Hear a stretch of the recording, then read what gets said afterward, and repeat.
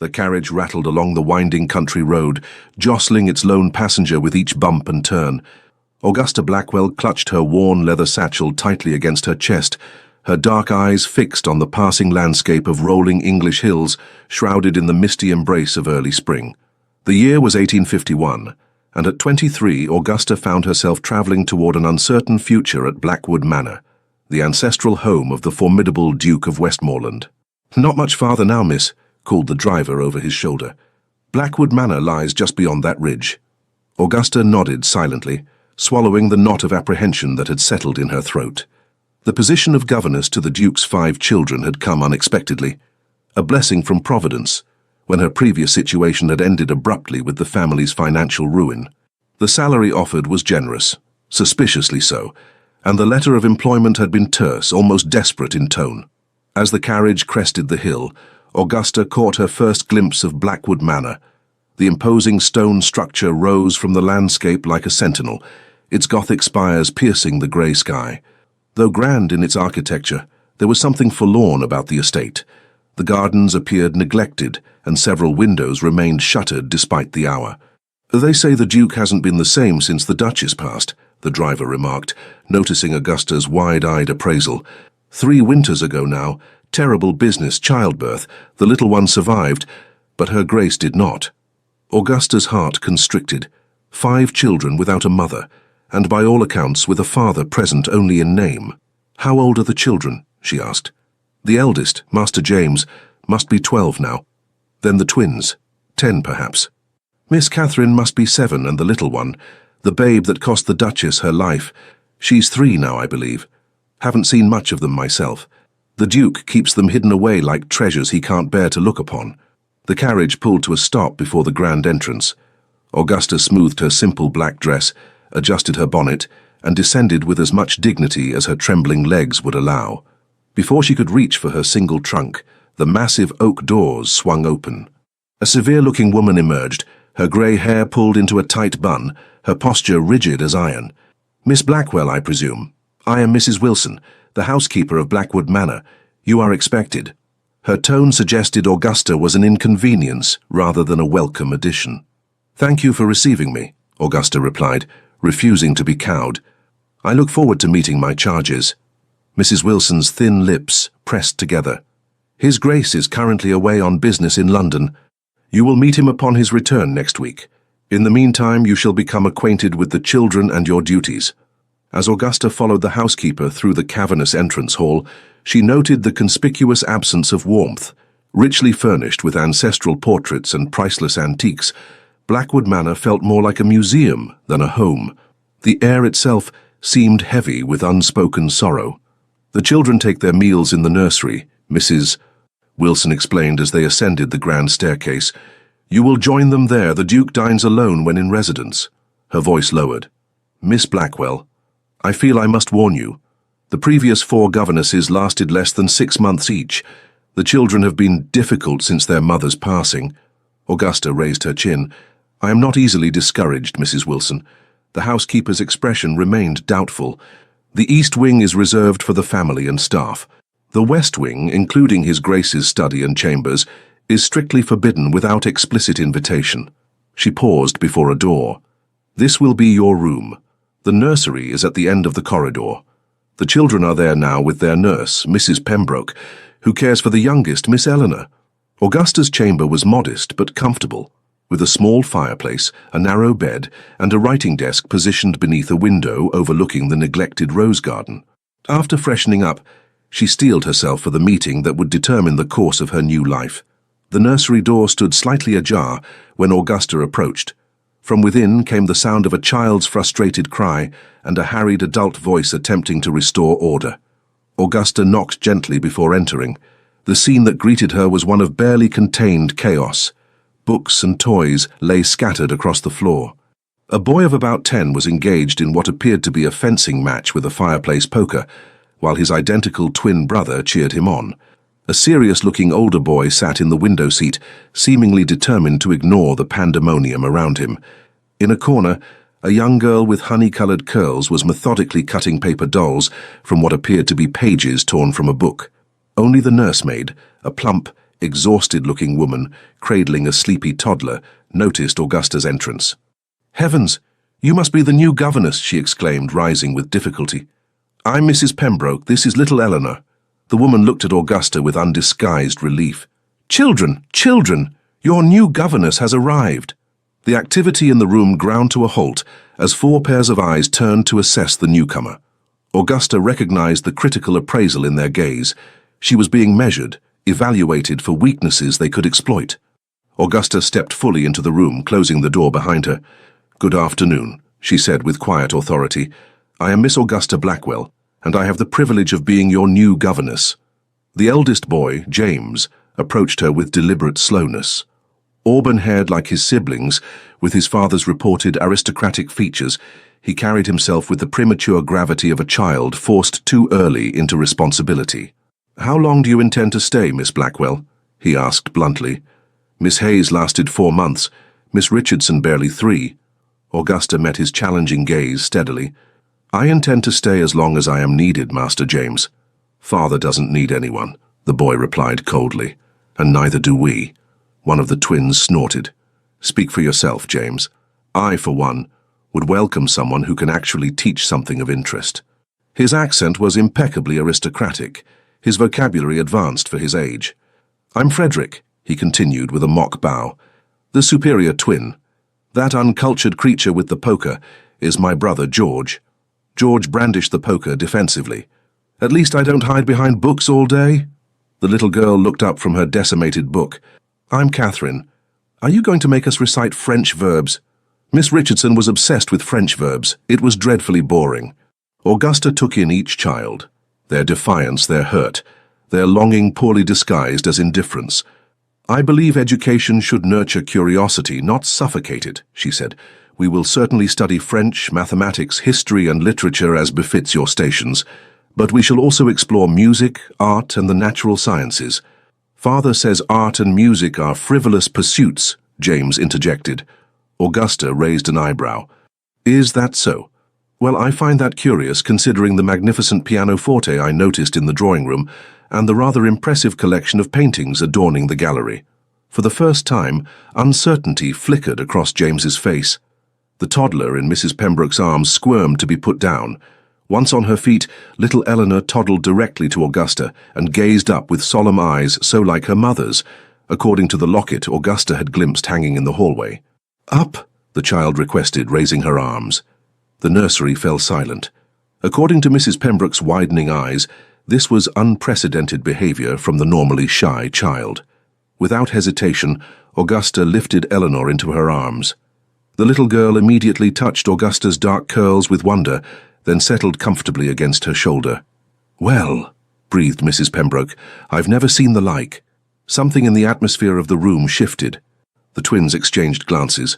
Catherine abandoned her paper dolls, and even James's rigid posture softened infinitesimally. "Lessons will begin tomorrow after breakfast," Augusta announced, still holding Eleanor. "Tonight, perhaps you might acquaint me with your favorite books. I brought several of my own that I think you might enjoy." That evening, as Augusta unpacked her meager possessions, she gazed out at the moonlit grounds of Blackwood Manor. Somewhere in London, the mysterious Duke of Westmoreland conducted his business, unaware that his children, these bright, wounded souls, had already begun to creep into her heart. Little did she know that in 1 week's time she would stand face to face with Alexander Cavendish, the man whose grief had transformed him into the most feared aristocrat in England, and whose icebound heart would soon be thawed by the unwavering warmth of a simple governess who refused to be intimidated by either his rank or his sorrow. Alexander Cavendish, the 7th Duke of Westmoreland, was not a man accustomed to being challenged.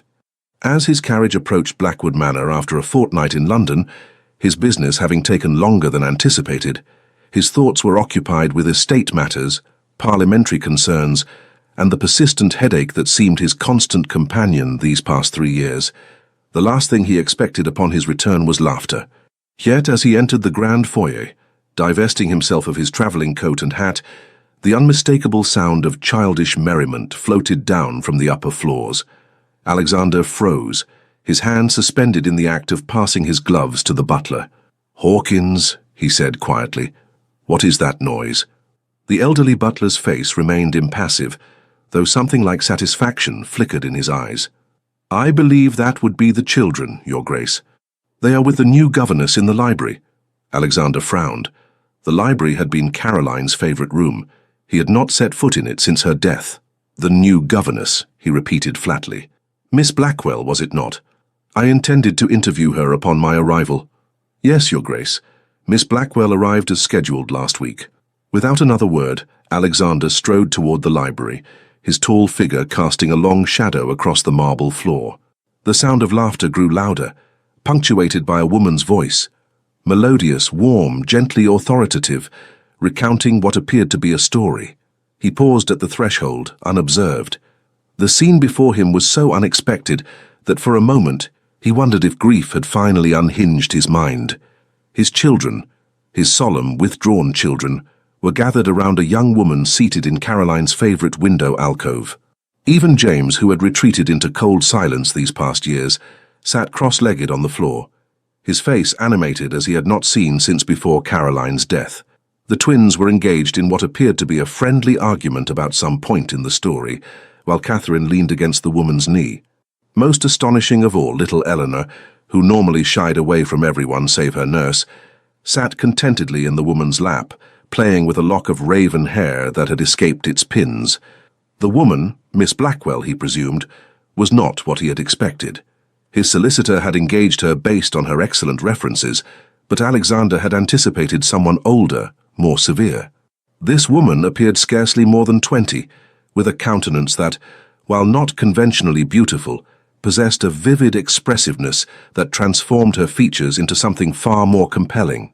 But why would the prince not simply tell the princess his true identity?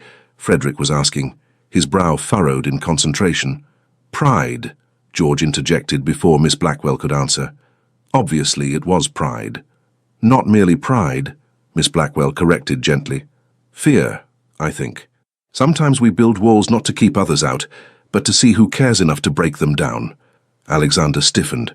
The words struck too close to home, and he suddenly felt exposed, as though this stranger had glimpsed the carefully guarded chambers of his heart. He cleared his throat, and the effect was immediate. 5 heads turned in his direction, the children's expressions transforming from animation to wary reserve. Miss Blackwell alone remained composed, though he noted the slight widening of her dark eyes. "Father!" Catherine exclaimed, before remembering herself and dropping into a hasty curtsy. The boys scrambled to their feet, bowing awkwardly. "Your Grace," Miss Blackwell said, rising with Eleanor still in her arms. Her voice was steady, her gaze direct as she curtsied with remarkable grace despite the child's weight. "Welcome home.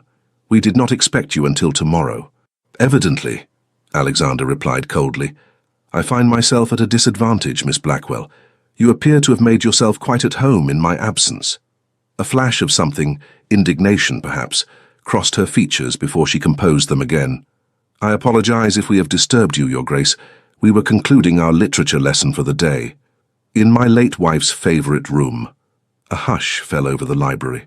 Even the children seemed to hold their breath. Miss Blackwell met his gaze unflinchingly. "Yes, Your Grace. The Duchess had excellent taste. This room houses not only the finest collection of books in the county, but also receives the best light for reading. I believe education should be conducted in pleasant surroundings whenever possible." Alexander was unaccustomed to being addressed in such a direct manner, particularly by an employee. Before he could formulate a suitably cutting response, Eleanor stretched her small arms toward him. "Papa," she said clearly, a word he had rarely heard from her lips. The simple word pierced him like a physical blow. For a terrible moment, he saw Caroline in the child's face, the same delicate features, the same trusting gaze that had once been turned upon him with love. "I have business to attend to," he said abruptly, ignoring his youngest daughter's outstretched arms. "Miss Blackwell, I expect a full report on the children's progress in my study after dinner. Children, continue with your lessons." With that, he turned on his heel and strode away, missing the look of quiet determination that settled on Augusta Blackwell's face.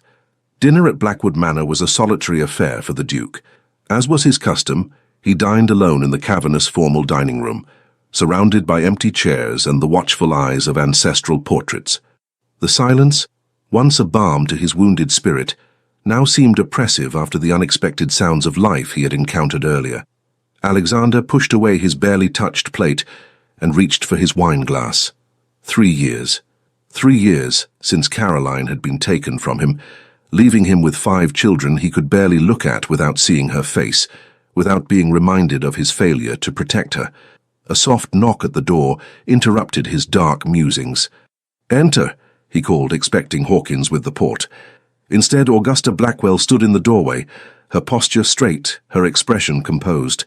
She had changed for dinner, he noted, into a gown of deep blue that, while simple, complemented her coloring. Her dark hair was arranged in a modest style that nonetheless revealed the elegant line of her neck. "You requested a report on the children's progress, Your Grace," she said, remaining at a respectful distance. Alexander gestured impatiently to a chair. "Sit, Miss Blackwell. I dislike conversing with someone hovering in doorways." She took the offered seat with quiet dignity, placing a leather-bound notebook on the table before her. "I have kept detailed records of each child's academic development, strengths and areas requiring additional attention." "And what have you discovered in a mere week that 4 previous governesses failed to discern?" he asked, unable to keep the skepticism from his voice. Augusta Blackwell's chin lifted slightly. "That your children are extraordinary, Your Grace, though each in different ways. Master James has a remarkable mind for mathematics and strategy. He defeated me soundly at chess yesterday, a feat I assure you is not easily accomplished. The twins, while outwardly similar, possess distinctly different talents. Master Frederick has a gift for languages and literature, while Master George exhibits exceptional spatial reasoning and mechanical aptitude.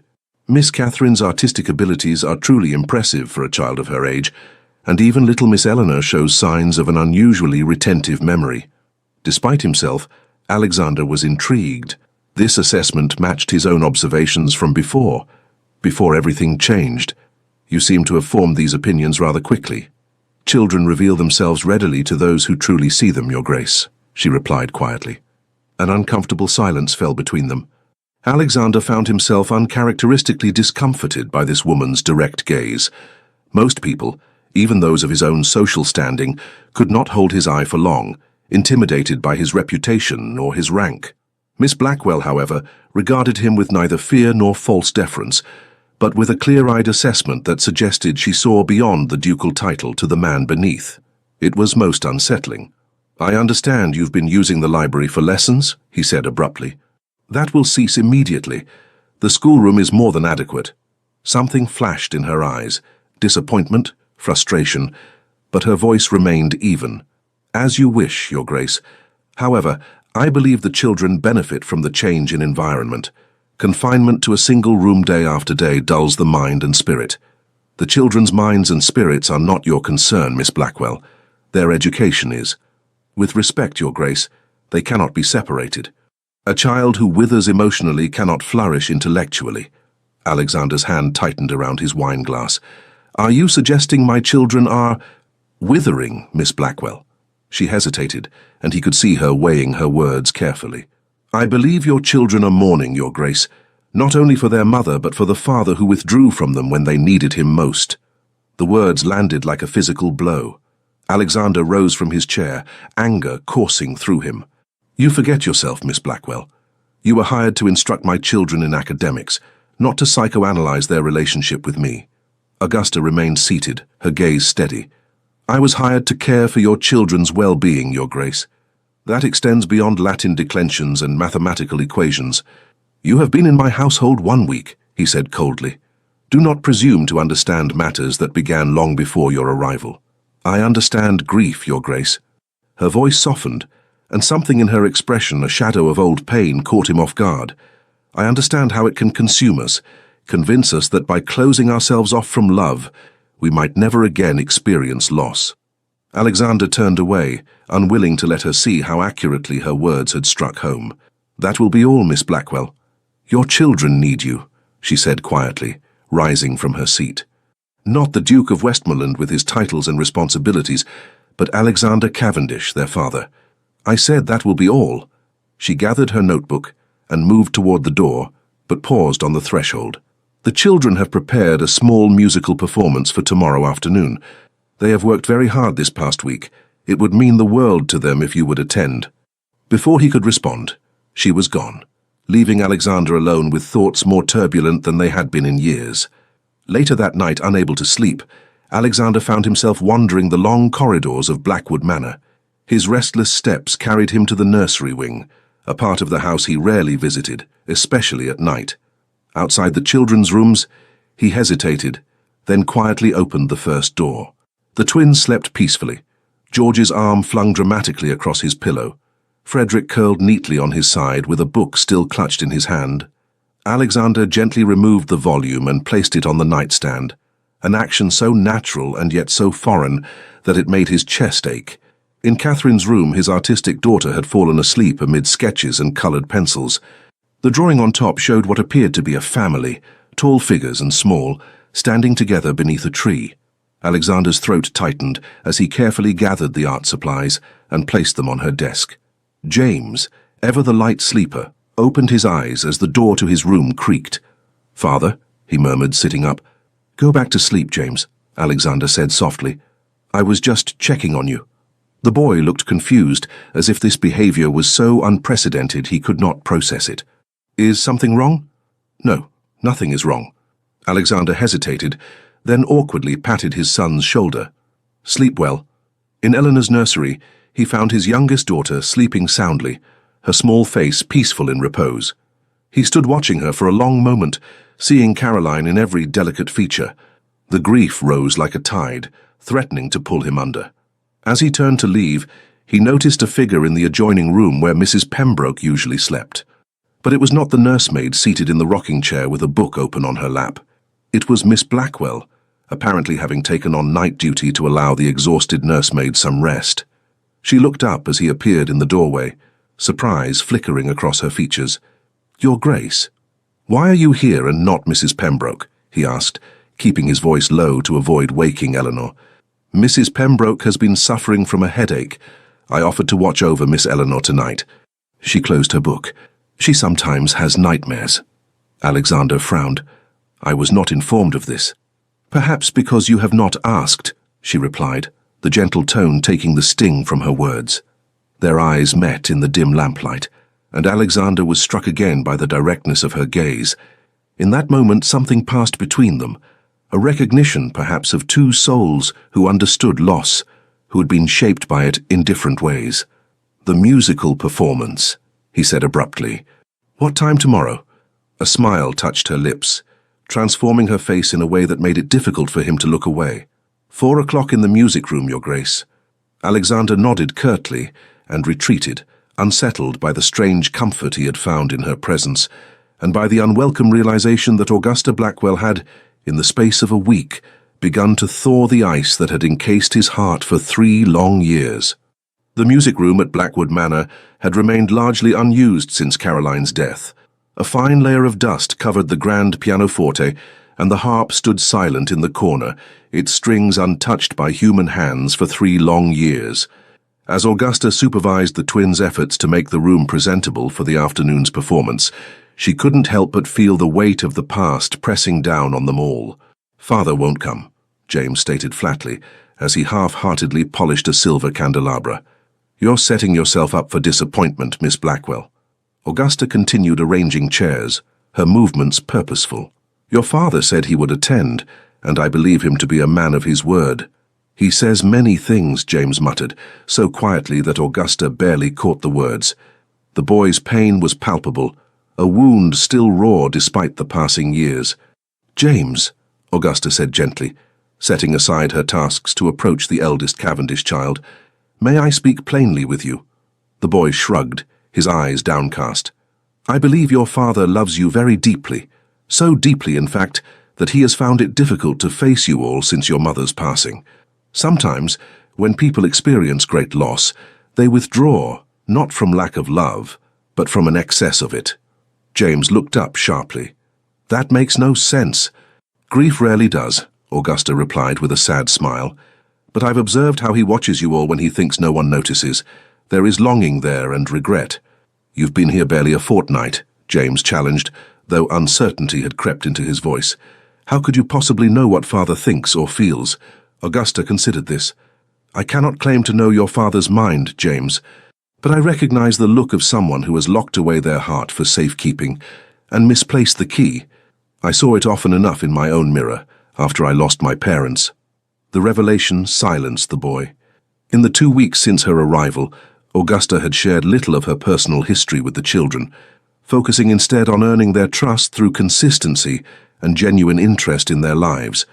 Both of them, James finally asked, his voice smaller than his 12 years. Augusta nodded. My father first in a carriage accident when I was 7, then my mother to pneumonia when I was 16. My brother and I were separated, he to apprentice with a solicitor, I to become a teacher's assistant at a girls' school. Understanding dawned in James's eyes, not pity which Augusta would have resented, but recognition of a shared experience. Is that why you became a governess? Because you had nowhere else to go? I became a governess because I discovered I had a gift for teaching, Augusta corrected gently. But yes, circumstances dictated my choices in ways they might not have otherwise. Their conversation was interrupted by the arrival of Catherine and Eleanor, the latter toddling in with Mrs. Pembroke close behind. Catherine's honey-coloured curls had been neatly arranged, and she wore a pink dress that Augusta suspected had been her mother's favourite, given the care with which Mrs. Wilson had pressed it. "Will father really come to hear us play?" Catherine asked, her expression hovering between hope and doubt. "I believe he will," Augusta replied, helping the little girl arrange her sheet music on the stand. "And I think he will be very proud of how hard you've all worked." As the hour of the performance approached, Augusta felt her own nervousness growing. She had staked much on this event, not merely her credibility with the children, but a crucial step in her careful campaign to breach the walls Alexander Cavendish had built around himself. At precisely 4 o'clock, the doors to the music room opened, and the Duke of Westmoreland entered. His tall figure seemed to fill the doorway, his expression guarded as he surveyed the transformed space. The children immediately fell silent, their earlier excitement dampened by their father's imposing presence. "Your Grace," Augusta greeted him with a curtsy, "thank you for joining us. The children have prepared several pieces for your enjoyment." Alexander nodded stiffly, taking the seat Augusta had positioned at the center of the small audience area. As he settled himself, Augusta noticed a flash of color against the austere black of his clothing. A small nosegay of spring flowers protruded from his coat pocket, clearly gathered with childish hands. "Miss Eleanor insisted her father needed flowers," Mrs. Pembroke whispered, following Augusta's gaze. "She gathered them from the kitchen garden this morning." Something warm unfurled in Augusta's chest at this small evidence of the bond that still existed between father and children, despite the emotional distance of recent years. The performance began with Frederick at the pianoforte, his slender fingers moving confidently across the keys in a simple but well-executed minuet. George followed with a surprisingly tender rendition of a folk song on the violin, an instrument Augusta had discovered gathering dust in a cabinet and had promptly had restrung. Catherine, nervous but determined, performed a sweet melody on the pianoforte that Augusta had simplified for her still-developing skills. James had initially refused to participate, but at the last moment stepped forward with a piece of paper in his hand. "I have not prepared a musical piece," he announced formally, glancing anxiously at his father. "Instead, I have written a poem. It is called Remembrance." Augusta held her breath as the boy began to recite, his young voice gathering strength with each line of what proved to be a poignant tribute to his mother. As James spoke the final verse, Augusta dared to look at Alexander. The Duke sat rigidly, his hands gripping the arms of his chair, his face a mask of control that nevertheless failed to conceal the emotion in his eyes. When James finished, silence filled the room. Then, to everyone's astonishment, Alexander rose and approached his eldest son. For a moment he stood before the boy, seemingly at a loss. Then, with visible effort, he placed a hand on James's shoulder. "Your mother would have been very proud," he said, his voice rough with suppressed emotion. "As am I." The simple words transformed James's face, years of hurt momentarily washed away by his father's approval. The other children watched in amazement, hope kindling in their eyes. The spell was broken by the entrance of Hawkins, the butler, who bowed apologetically. "Forgive the interruption, Your Grace, but Lady Victoria Blackwood has arrived and awaits you in the drawing room." Alexander's expression immediately closed, the momentary softness replaced by his customary reserve. "Then inform Lady Victoria I shall join her shortly." As the butler withdrew, Augusta noticed the change that had come over the children. The twins exchanged knowing glances, Catherine's smile faded, and James's posture once again became rigid and defensive. "Who is Lady Victoria?" Augusta asked quietly as the children began to disperse. It was Catherine who answered, her young face uncharacteristically solemn. "Father's cousin. She wants to marry him and become our new mother." "She visits often," Frederick added with undisguised distaste, "always bringing gifts and telling father how dreadfully we need a woman's guidance." "Which we have now," George pointed out, glancing at Augusta with something approaching loyalty. "Not that she'll care." Augusta watched as Alexander excused himself, the brief connection with his children already fading as he prepared to meet his visitor. The children's reactions told her all she needed to know about Lady Victoria Blackwood, and a strange protectiveness surged within her, not merely for the children, but curiously for their father as well. Lady Victoria Blackwood was everything Augusta was not. Tall, elegantly slender, with golden hair arranged in the latest fashion, and a gown that spoke of considerable wealth, she dominated the drawing room with her presence. As Augusta entered with the children for afternoon tea, a ritual Alexander had unexpectedly requested they join. She immediately felt the other woman's assessing gaze. "Ah, this must be the new governess," Lady Victoria remarked, her tone suggesting she found Augusta wanting. "How convenient that you found someone so quickly, Alexander." The Duke, seated stiffly beside his cousin, merely nodded. "Miss Blackwell has proven quite capable." Lady Victoria's smile did not reach her eyes. "I'm sure she has, though I maintain my offer to help you find someone more suitable remains open. My friend the Countess of Harrington recently engaged a French governess for her children. So refined, so accomplished." "Miss Blackwell speaks French quite fluently," Catherine piped up unexpectedly. "And German too. She's teaching us both." Lady Victoria's smile tightened fractionally. "How charming. Tell me, Miss Blackwell, where did you receive your education?" Augusta met the woman's gaze steadily. "I was fortunate to be educated at Mrs. Fielding's Academy for Young Ladies in Bath, Lady Victoria. Later I served as a teacher's assistant there, before accepting my first position as governess." "Mrs. Fielding's," Lady Victoria repeated, as though the name left a sour taste in her mouth. "I don't believe I'm familiar with the establishment." "It is small but excellent," Augusta replied evenly. "We focused on substance rather than reputation." A flash of amusement crossed Alexander's face so quickly, Augusta thought she might have imagined it. "Well," Lady Victoria continued, turning her attention to the children, "I've brought presents for you all, some educational materials I thought might supplement your studies." The gifts proved to be expensive but coldly impersonal, books too advanced for their intended recipients, a globe with inscriptions too small for Catherine to read without squinting, a porcelain doll for Eleanor that was clearly meant for display rather than play. Lady Victoria handed over the last of the gifts with a satisfied expression, as if awaiting approval for her generous gesture. "Alexander, Hawkins has already prepared my rooms as we discussed. I shall stay through the weekend." Alexander did not respond immediately, merely lifting his glass to his lips. "What do you say, children?" Alexander prompted, when the last gift had been unwrapped. 5 dutiful thank yous followed, though Augusta noted the lack of enthusiasm behind them.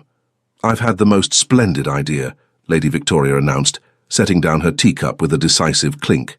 "The season is about to begin, Alexander. You've secluded yourself at Blackwood far too long. I insist you return to London with me. The Harringtons are hosting a ball next week that everyone of consequence will attend." Alexander frowned. "I have estate matters that require my attention." "Surely your steward can manage for a few weeks," Lady Victoria persisted, laying a gloved hand on his arm. "The children will be perfectly fine with their governess." Her gaze flickered dismissively over Augusta. "And it's high time you resumed your place in society. 3 years of mourning is more than sufficient, even for a duchess." Augusta saw James's knuckles whiten around his teacup, saw the hurt that flashed across the twins' faces at the casual dismissal of their mother's memory. "What do you think, Miss Blackwell?" Alexander asked unexpectedly, turning to Augusta. "Would the children's education suffer in my absence?" The question caught her off guard.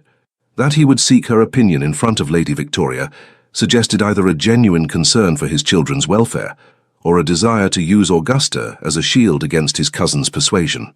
Perhaps both. The children's routine would continue uninterrupted, Your Grace, Augusta replied carefully.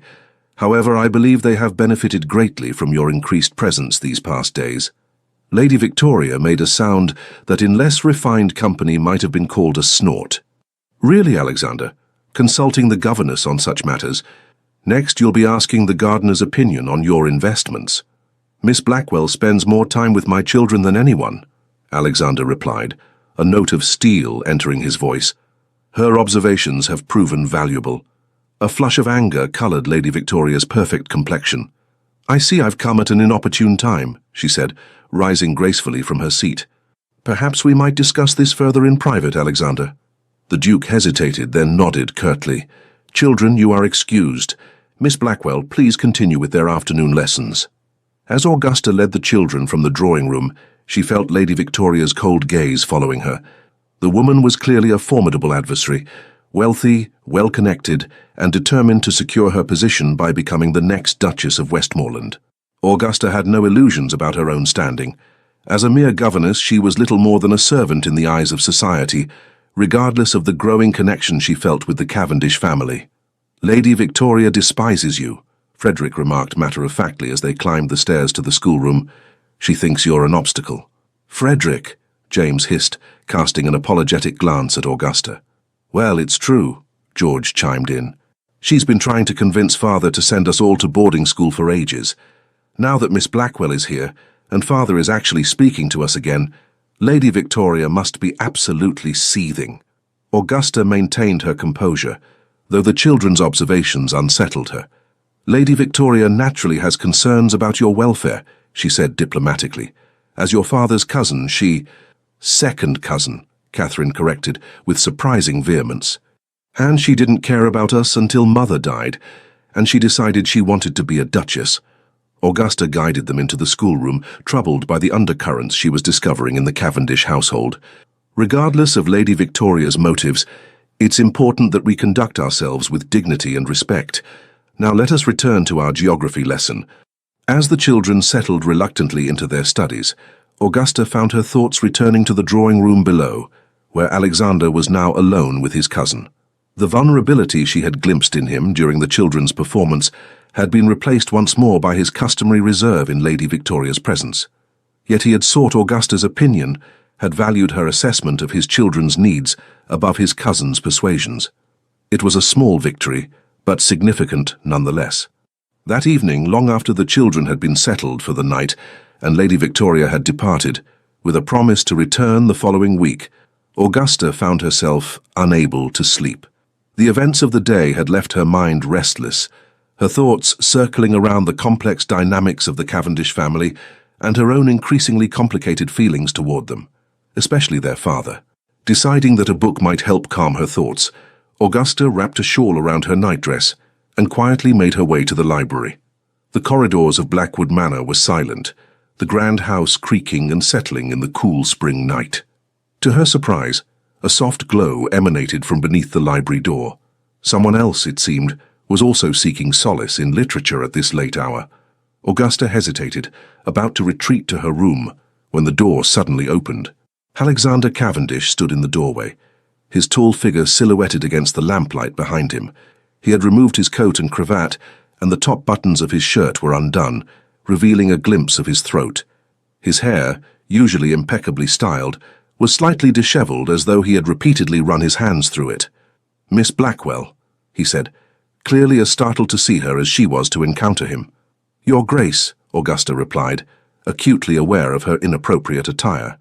Though her nightdress was modest and fully covered by her shawl, the situation was decidedly improper. "Forgive me, I did not mean to disturb you. I was having difficulty sleeping and thought a book might help." Alexander studied her for a moment, then stepped aside. "By all means. The library is at your disposal." Augusta hesitated, caught between propriety and the unexpected opportunity to speak with the Duke alone, without the barriers of formal interaction. "Unless you fear ruination by being alone with me in the middle of the night," Alexander added, with a flash of unexpected humor in his eyes. "I think my reputation can withstand it, Your Grace," Augusta replied, surprising herself with her boldness. though Mrs. Wilson might have strong opinions on the matter. A ghost of a smile touched Alexander's lips as he gestured for her to enter. Mrs. Wilson has strong opinions on everything. It's her most consistent quality. The library was warm, a small fire still burning in the grate. An open book and half-empty glass of brandy on the side table indicated where Alexander had been sitting. As Augusta moved toward the shelves, searching for something to justify her presence, she felt his eyes upon her. "You handled Victoria admirably today," he said abruptly. Augusta turned, surprised by the comment. "Lady Victoria is formidable. A diplomatic assessment." Alexander picked up his brandy glass, swirling the amber liquid thoughtfully. "She was displeased by your presence, you know.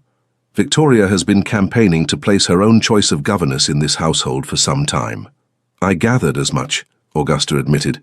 "The children seem wary of her intentions." Alexander's expression darkened. Children often perceive what adults choose to ignore. Augusta selected a volume of poetry from the shelf, running her fingers over the leather binding. "May I ask you something, Your Grace?" He gestured for her to continue, his face inscrutable in the flickering light. "The children believe Lady Victoria wishes to become the next Duchess of Westmoreland. Is that a prospect you favour?" The bluntness of her question clearly startled him. For a moment, Augusta feared she had overstepped dramatically, but Alexander's response, when it came, was measured rather than angry. "Victoria is suitable in every way that society deems important," he said carefully. "She is well-born, well-connected, and would provide the children with a mother figure of appropriate standing. Those are reasons society might approve of such a match," Augusta observed quietly.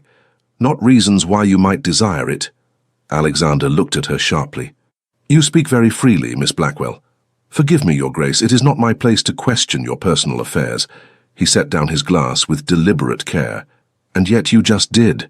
After a pause, he added, "No, I do not favour the prospect, despite the apparent suitability. Victoria sees the title, the estates, the position, not the man. Nor, I suspect, does she truly see the children as anything but accessories to the role she covets." The admission hung in the air between them, more revealing than any statement Alexander had made in Augusta's presence. She chose her next words with care. "The children flourished today when you attended their performance. They hunger for your approval, your presence in their lives." A shadow crossed Alexander's face. "I am not the father they deserve." "You could be," Augusta replied simply. Their eyes met across the room, and Augusta felt something shift between them. A moment of connection that transcended their respective positions, that acknowledged the growing understanding that had developed over these past weeks. "Why did you become a governess, Miss Blackwell?" Alexander asked suddenly. "You are clearly educated beyond the requirements of the position and possess an uncommon intelligence. Surely other paths were available to you." Augusta hesitated, then decided on honesty. "Necessity initially. After my parents died, I had few options as a woman without fortune or connection, but I discovered I had a genuine gift for teaching, for helping children find their strengths and overcome their weaknesses." "And what of your own life? Do governesses not dream of homes and families of their own?" The personal nature of the question should have offended her, but Augusta found herself answering truthfully. "Of course. But circumstances have a way of redirecting our dreams. I've made peace with my path." Alexander stepped closer, close enough that Augusta could detect the faint scent of brandy on his breath, the subtle fragrance of his shaving soap. "Have you? Made peace with it?" Her heart quickened traitorously. "Most days." Something in his expression softened, and for a breathless moment Augusta thought he might reach for her. Instead, he stepped back, restoring the proper distance between them. "It's late," he said, his voice once again the controlled tone of the Duke rather than the man. "You should return to your room, Miss Blackwell." Augusta clutched her forgotten book to her chest and nodded. "Good night, Your Grace." As she reached the door, his voice stopped her. "Augusta." It was the first time he had used her given name, and the sound of it in his deep voice sent an unexpected shiver through her. "Thank you," he said simply, "for what you've done for my children." She offered him a small smile. "They make it easy to care for them, Your Grace." "Alexander," he corrected quietly, "when we are alone, I would prefer you call me Alexander." The invitation represented a crossing of boundaries that could not be undone. Augusta knew she should decline, should maintain the formal distance that propriety demanded between a duke and his children's governess. Instead, she found herself nodding. "Good night, Alexander," she said softly, and slipped from the library before she could witness his reaction. As Augusta made her way back to her room, her heart pounding with emotions she dared not name, she was unaware of the figure watching from the shadows of the corridor. Lady Victoria's lady's maid, who had remained at Blackwood Manor overnight to prepare her mistress's rooms for her return visit, had observed the entire exchange and would waste no time in reporting it to her employer. The weeks that followed brought subtle but significant changes to Blackwood Manor.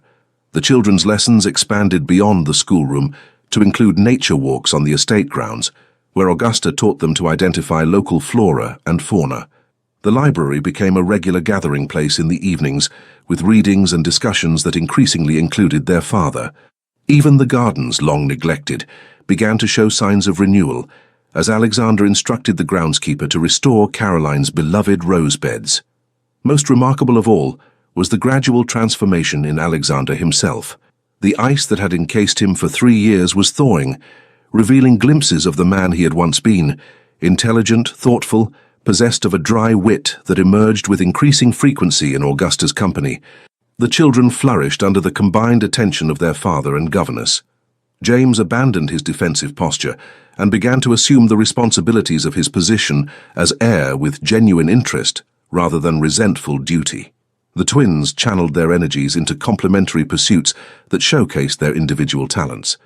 Catherine's artistic abilities blossomed under Augusta's encouragement, and even little Eleanor began to speak in complete sentences, her natural vivacity emerging from the shell of shyness that had previously contained it. For Augusta, these changes brought both joy and trepidation. Joy at witnessing the healing of this wounded family, trepidation at the realization that her own heart was increasingly entangled with them all, especially their father. The moments alone with Alexander had grown more frequent.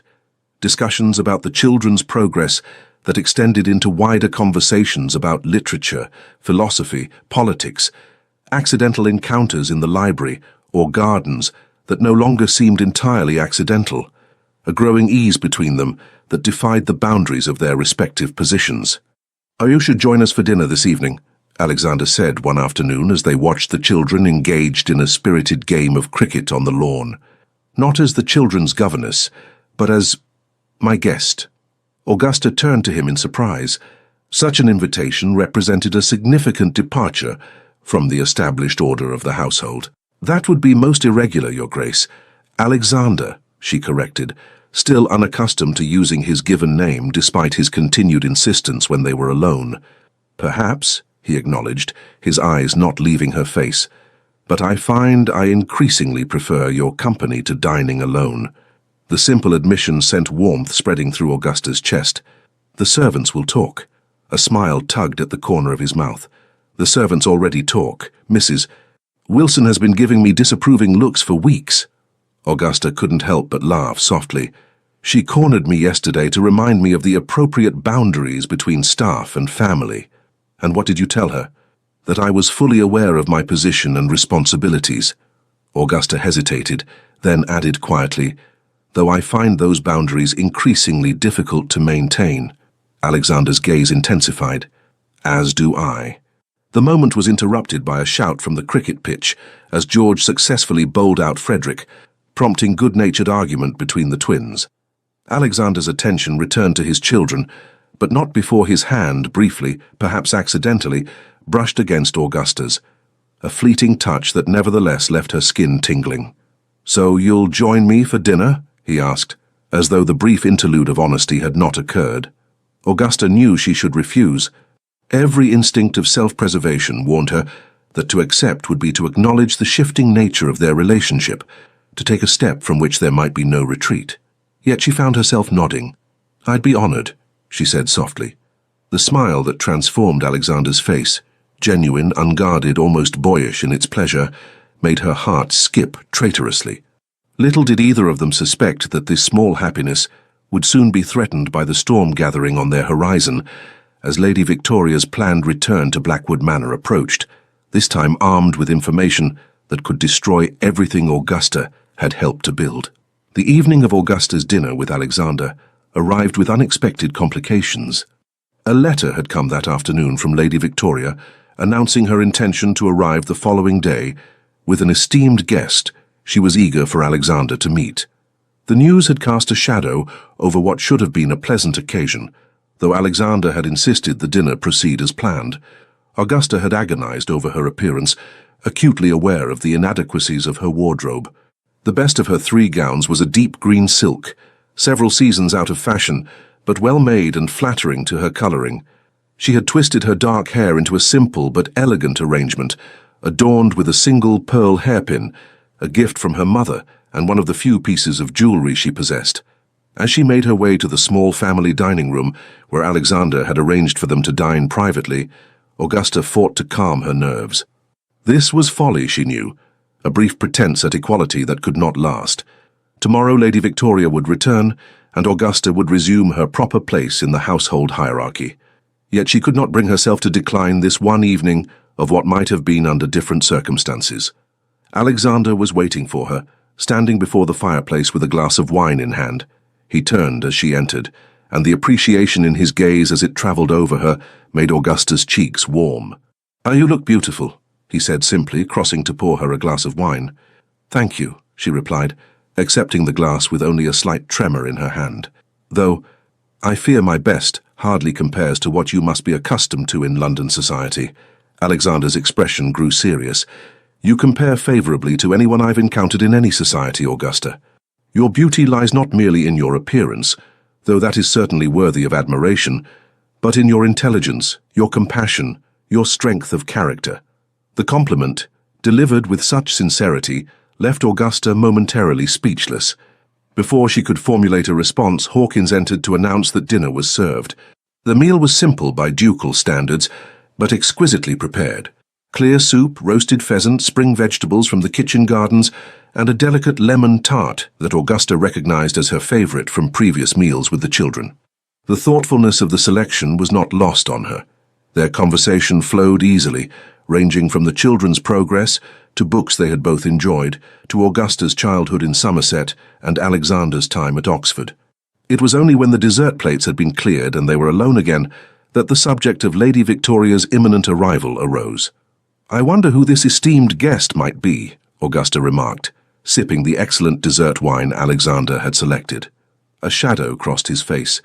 "Knowing Victoria, likely some eligible bachelor she hopes will catch your attention and remove you from Blackwood Manor." Augusta raised an eyebrow. "You think she views me as a threat? I think Victoria is perceptive enough to recognize the influence you've had on both the children and myself," Alexander replied, his gaze direct. "An influence she finds inconvenient to her plans." Augusta set down her glass carefully. "And what of your plans, Alexander? Lady Victoria clearly expects you to eventually remarry. The children need a mother. Society expects it. And you are still young. The children have you," he said quietly. The simple statement hung in the air between them, pregnant with implications neither had yet dared to voice aloud. "I am their governess," Augusta reminded him gently, "a position that is by its nature temporary." Alexander's expression grew intent. "Does it need to be?" Augusta's heart began to race. "What are you asking?" He rose from his chair and came to stand beside her, taking her hand in his. "I'm asking if you might consider a more permanent position at Blackwood Manor. Not as governess, but as—" A sudden commotion in the entrance hall interrupted his words. Raised voices, hurried footsteps, the sound of doors opening and closing. Moments later, Hawkins appeared, his usual composure noticeably disturbed. "Forgive the intrusion, Your Grace, but Lady Victoria has arrived unexpectedly with her guest. They are in the drawing room and insist upon seeing you immediately." Alexander frowned. "They were not expected until tomorrow." "Yes, Your Grace." "I informed her ladyship of this, but she was most insistent." Augusta withdrew her hand from Alexander's, reality crashing back upon the fragile moment they had been sharing. "I should return to my room." "No." Alexander's voice was firm. "Whatever Victoria's game is, I would prefer to face it with you beside me." The certainty in his tone gave Augusta courage. She nodded, rising to stand beside him. As they entered the drawing room, Augusta immediately sensed the hostility emanating from Lady Victoria, who stood near the fireplace in a traveling costume that somehow managed to look both practical and fashionable. Beside her was a middle-aged man Augusta did not recognize, elegantly dressed and regarding her with open curiosity. "Alexander," Lady Victoria greeted coldly, her gaze flickering dismissively over Augusta. "I apologize for the late hour, but when Mr. Sinclair informed me of his business with you, I felt it could not wait until morning." Alexander's expression remained neutral, though Augusta sensed his tension. "Lady Victoria, Mr. Sinclair, may I present Miss Augusta Blackwell, governess to my children?" "We are well aware of who Miss Blackwell is," Lady Victoria replied with a thin smile. "Or perhaps I should say, who she claims to be." Augusta felt a chill run down her spine. "I don't understand," Alexander said, his voice dangerously quiet. Mr. Sinclair stepped forward, his manner professional but his eyes calculating. "Your Grace, I am a private investigator engaged by Lady Victoria to look into Miss Blackwell's background. My findings are concerning." Alexander's posture stiffened. "You investigated a member of my household without my knowledge or consent?" "I acted out of concern for you and the children," Lady Victoria interjected smoothly. "And my concerns appear to have been justified. Mr. Sinclair, please share what you've discovered." The investigator pulled a small notebook from his pocket. "Miss Augusta Blackwell claims to have been educated at Mrs. Fielding's Academy for Young Ladies in Bath. The establishment exists, but has no record of a student by that name. She claims to have been orphaned and separated from her brother, a convenient story that proves difficult to verify." Augusta's hands began to tremble. "I can explain." "There's more," Mr. Sinclair continued, ignoring her. "Miss Blackwell's previous employment references are suspect. The family she claims to have served before coming here, the Harringtons of Devon, report that their governess was dismissed for inappropriate behavior with the master of the house." "That's not true," Augusta exclaimed, her composure finally breaking. "I never—" "Of course you would deny it," Lady Victoria said coldly. "Just as you've been lying about your qualifications, your background, your very identity. One wonders what your true purpose might be in insinuating yourself into the Duke's household, and his confidence." Alexander had gone very still, his face a mask that revealed nothing of his thoughts. "Is there any truth to these accusations, Augusta?" The use of her given name before others did not go unnoticed by Lady Victoria, whose eyes narrowed speculatively. Augusta took a deep breath, fighting for composure. "There is both truth and falsehood in what Mr. Sinclair has reported. If you will allow me to explain—" "I think we've heard quite enough," Lady Victoria interrupted. "Alexander, I strongly advise you to dismiss this person immediately. The children cannot be left in the care of someone who has so thoroughly misrepresented herself." Augusta looked desperately at Alexander, whose expression remained unreadable. "Please," she said quietly, "at least hear my explanation in private before you judge me." After a moment that seemed to stretch into eternity, Alexander nodded curtly. "Lady Victoria, Mr. Sinclair, you must be tired from your journey. Hawkins will show you to your rooms. We will discuss this matter further in the morning." Lady Victoria's face flushed with anger. "You cannot possibly be considering—" "I said, we will discuss this in the morning," Alexander repeated, his tone leaving no room for argument. "For now, I wish to speak with Miss Blackwell alone." Once they were alone in Alexander's study, Augusta found herself unable to meet his gaze. The warmth and connection they had shared at dinner seemed a distant memory, replaced by a chasm of doubt and suspicion. "Explain," Alexander said simply, his voice neither accusatory nor forgiving. Augusta gathered her courage and began. "My name is not Augusta Blackwell. It is Augusta Winters. I changed it after leaving my position with the Harringtons, not because I was dismissed for impropriety, but because Lord Harrington's unwanted advances made my position untenable." She saw Alexander's expression shift slightly, but continued before he could speak. "When I refused him, he threatened to ruin my reputation, to ensure I would never find employment as a governess again. I fled in the night with only what I could carry. I knew no one would accept my word against his, so I created a new identity. I could not use my real references, so I fabricated new ones." "And your education?" Alexander asked quietly. "I was educated at Mrs. Fielding's, but under my real name. My parents did die, as I described, and my brother and I were separated. Everything I told you about my life was true except for my surname. Augusta finally looked up, meeting his gaze directly. I never intended to deceive you, Alexander. I only wanted to secure honest employment, to use my skills to support myself with dignity. Why did you not tell me this when I hired you? Would you have employed me if you knew? A governess with no verifiable references, who had fled her previous position under a cloud of scandal, however unjust. Augusta shook her head.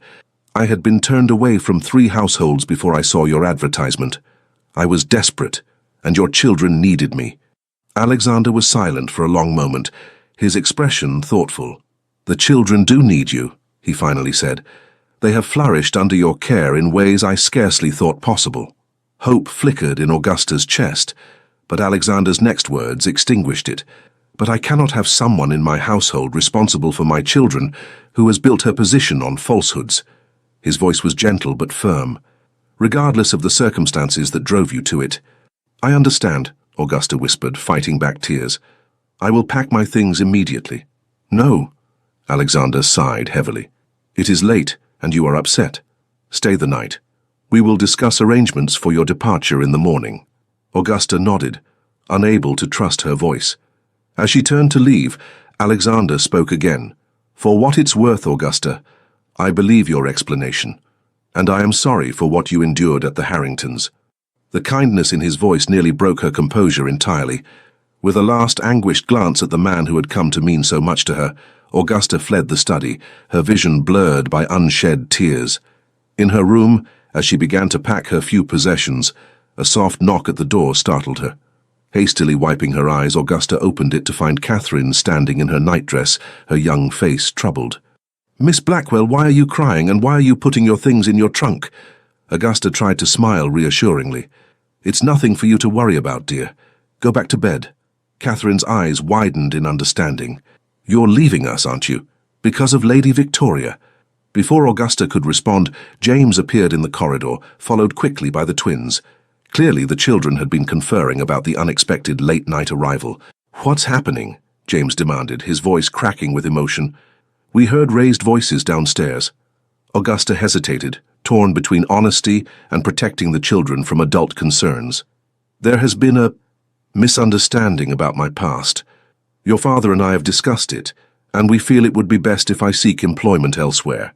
"No," Catherine cried, flinging her arms around Augusta's waist. "You can't leave. Father is happy again because of you. We're all happy." The twins looked equally distressed, and even James, who tried so hard to maintain his dignity, appeared on the verge of tears. "She's trying to get rid of you so she can marry Father and send us all to boarding school," George said with unexpected insight. "We heard her talking about it with her lady's maid." "You're the only one who's made things better since Mother died," Frederick added quietly. "Father smiles now. He talks to us. He even laughed yesterday when we were playing cricket." Augusta felt her heart breaking anew. "I'm so sorry, children. Truly I am. But your father has made his decision, and we must respect it." "No, we don't," James said suddenly, a spark of his father's determination flaring in his eyes. "Not if it's the wrong decision." Before Augusta could stop him, James turned and ran down the corridor, the other children following close behind. Augusta hurried after them, her heart racing with apprehension. She found them outside Alexander's study, James pounding on the door with surprising force for a 12-year-old. "Father, Father, you have to come out. It's important." The door opened to reveal Alexander, his cravat loosened and a glass of brandy in his hand. He looked from his eldest son to the assembled children, and finally to Augusta, hovering anxiously behind them. "What is the meaning of this?" he asked, though without real anger. "You can't send Miss Blackwell away," Catherine declared, her small face flushed with emotion. "We need her. You need her." Alexander's expression softened as he regarded his youngest daughter. "Catherine, there are matters involved that you don't understand." "We understand that you're making a mistake," James said boldly. "Miss Blackwell has been the best thing to happen to this family since—" His voice faltered. "Since Mother died." The twins nodded vigorously in agreement, and even little Eleanor, who had apparently been awakened by the commotion and carried downstairs by Mrs. Pembroke, reached out her arms to Augusta with a plaintive, "Stay." Alexander looked at his children, really looked at them, and something in his expression shifted. He glanced past them to Augusta, who stood with tears streaming unchecked down her face. "Children," he said finally, his voice gentle but firm, "return to your beds. Miss Blackwell and I have much to discuss, and it is far too late for you to be wandering the corridors." "But father," James began. "I promise I will consider everything you've said," Alexander interrupted. "Now to bed with all of you. Mrs. Pembroke, please see that they're settled." The nursemaid nodded, gathering Eleanor more securely in her arms and herding the reluctant older children back toward the nursery wing. As they departed, James cast one last, imploring look at his father. When they were alone, Alexander gestured for Augusta to enter his study. She did so with trepidation, unsure what this unexpected development might mean. "It seems my children have staged a rebellion on your behalf," he said, closing the door behind them. Augusta managed a watery smile. "They are remarkably determined when united in a cause." "Like their mother," Alexander said softly, a note of old pain in his voice. Then, more firmly, "and their governess." He crossed to stand before her, close enough that Augusta could see the flecks of gold in his hazel eyes, the fine lines at their corners that had lightened since her arrival at Blackwood Manor. "I have been a fool," Alexander said quietly, allowing Victoria's machinations and society's expectations to cloud my judgment. Augusta's heart began to race. "What are you saying?" "I'm saying that the children are right. You have been the best thing to happen to this family in 3 years. He took her hands in his touch warm and steady. "You brought light back into our lives, Augusta. You helped me remember how to be a father to my children, how to find joy in their presence rather than only pain at the memory of what was lost." "Alexander," Augusta whispered, hardly daring to hope. "I was about to ask you something at dinner before we were interrupted," he continued, his gaze never leaving hers. "Something that had nothing to do with your position as governess, and everything to do with the woman you are, regardless of your name." With a grace that belied his imposing stature, Alexander knelt before her, still holding her hands in his. "I love you, Augusta Winters, not for your accomplishments or your background or anything but the essence of who you are. I love your kindness, your intelligence, your courage in the face of adversity. I love the way you have healed my family and my heart."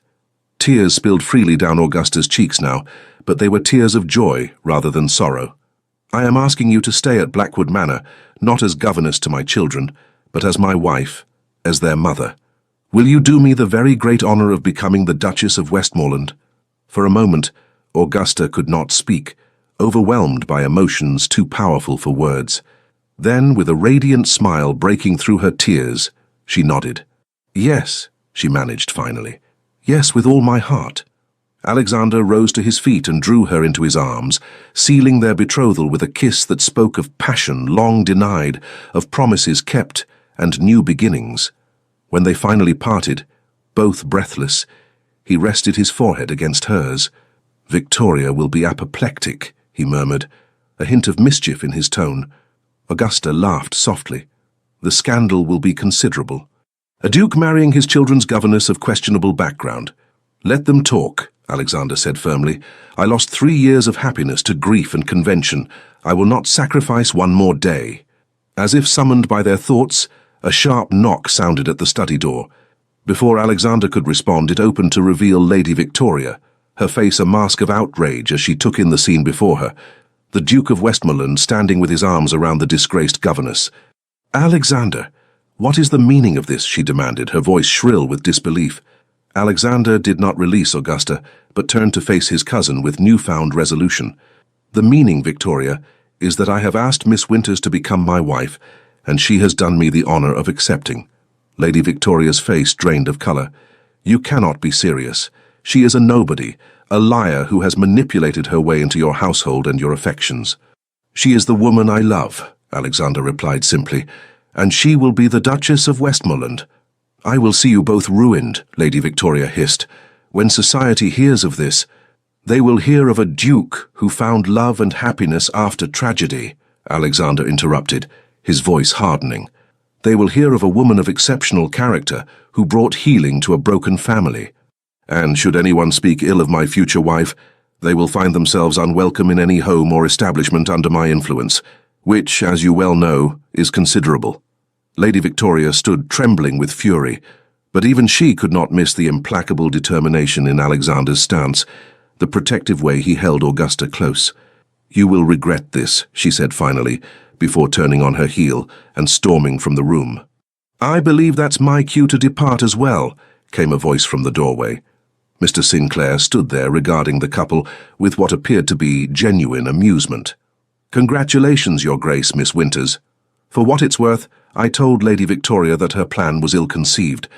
Love is rarely defeated by such petty machinations."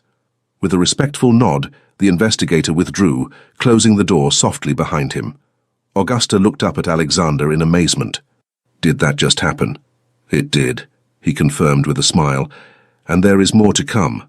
Tomorrow we will tell the children. Then we must make arrangements for a wedding. Nothing elaborate, but befitting your future position. And after that—" "After that?" Augusta prompted, her heart full to overflowing. "After that, my love, we begin our life together. Not as duke and governess, but as husband and wife, as father and mother to 5 extraordinary children, as partners in whatever joys and challenges the future may hold." As Alexander lowered his lips to hers once more, Augusta knew with absolute certainty that the walls around his heart had crumbled completely, and that the spring had truly returned to Blackwood Manor at last. The gardens of Blackwood Manor blazed with summer colour, roses climbing trellises and honeysuckle scenting the air with its sweet perfume. On the expansive lawn, Alexander Cavendish, Duke of Westmoreland, sat contentedly on a blanket spread beneath an ancient oak tree, watching as his wife of 3 months engaged in an animated game of badminton with the twins. Augusta's laughter rang out as Frederick executed a particularly dramatic dive to return her serve, while George cheered his brother on with characteristic enthusiasm. Her dark hair was coming loose from its pins, and her cheeks were flushed with exertion and happiness. "Father, look at what I've drawn," Catherine exclaimed, presenting Alexander with her latest artistic creation, a remarkably skilled portrait of the family gathered around the pianoforte. "This is extraordinary, Catherine," Alexander replied with genuine admiration. "You've captured everyone perfectly." The little girl beamed with pride.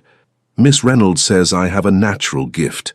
She thinks I might study art in London someday." Alexander smiled at the mention of the new governess, a competent, kind-hearted woman Augusta had personally selected to continue the children's education now that she had assumed the role of duchess and mother. "If that is what you wish, then it shall be so," he assured his daughter, "though London will have to wait a few more years, I'm afraid." Nearby, James sat with Eleanor, patiently helping his youngest sister construct a daisy chain. The transformation in his eldest son continued to amaze Alexander. Gone was the defensive, angry boy of a year ago, replaced by a young man growing daily in confidence and compassion. "Your Grace," Hawkins approached with a silver tray bearing correspondence. "The post has arrived." Alexander accepted the letters with a nod of thanks, quickly sorting through them until he found what he sought, a letter bearing the seal of Oxford University. "James," he called, "come see what's arrived." The boy hurried over, his expression curious. When Alexander handed him the letter, his eyes widened. "Is this—" "Open it and see," Alexander encouraged. With trembling fingers, James broke the seal and unfolded the document. As he read, his face lit with joy. "I've been accepted to visit. They're considering me for early admission to the preparatory program." "Of course they are," Alexander said warmly, clasping his son's shoulder. "You've worked incredibly hard this past year. Your mother would be so proud." At the mention of Caroline, a shadow of old grief passed between them, but it was briefer now, tempered by healing and the new happiness they had found. "Augusta will be thrilled," James said, glancing toward his stepmother with genuine affection. "She's been helping me with my Latin composition for months." As if sensing their attention, Augusta looked up from the badminton game and waved, then excused herself from the twins to join her husband and stepchildren beneath the oak tree.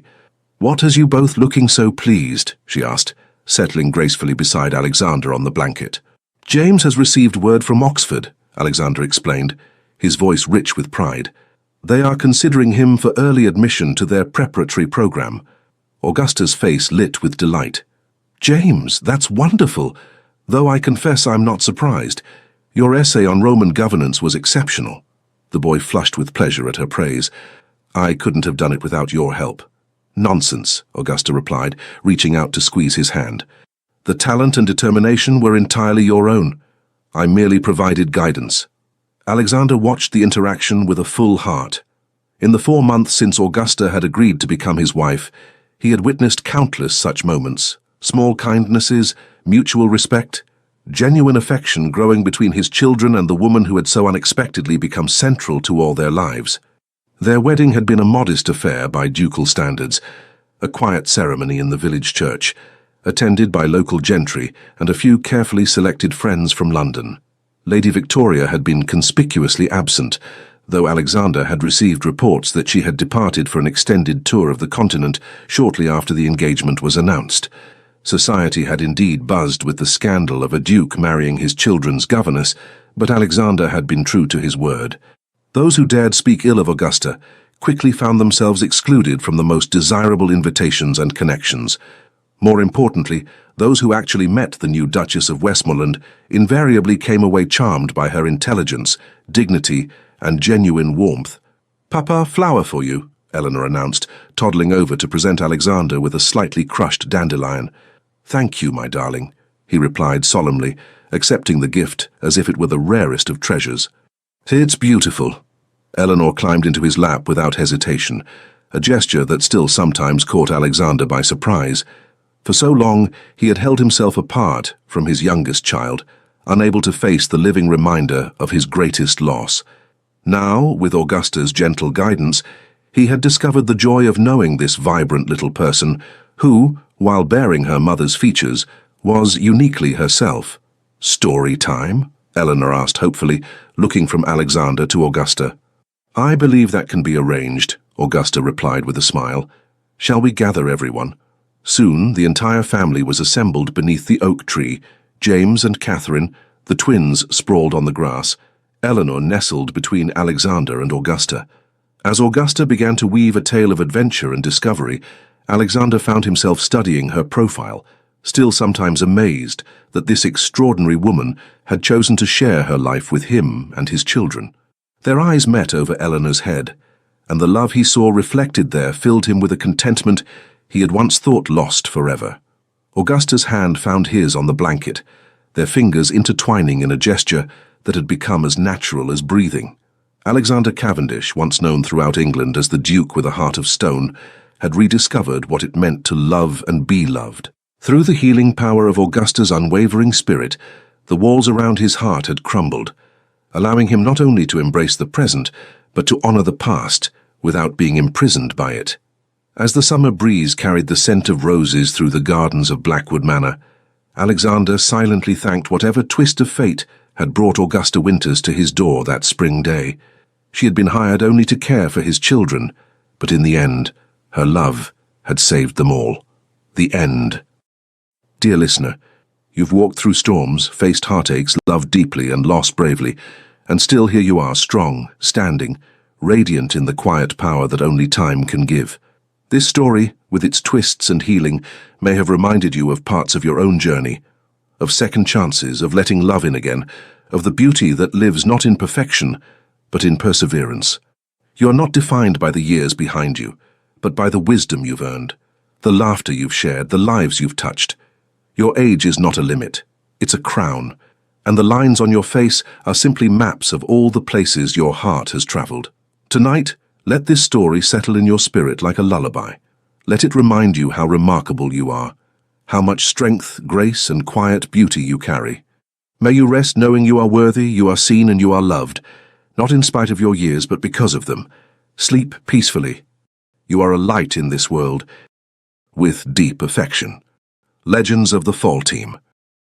Thank you so much for staying with us until the end. If this story moved your heart, we ask you to subscribe to the channel, leave a kind comment, like the video, and share it with someone you love. Your support keeps us inspired and motivated to create more stories filled with love, healing, and breathtaking turns of fate. At the end of this video, another story suggestion will appear. Click on it and be surprised by more emotional tales just like this one.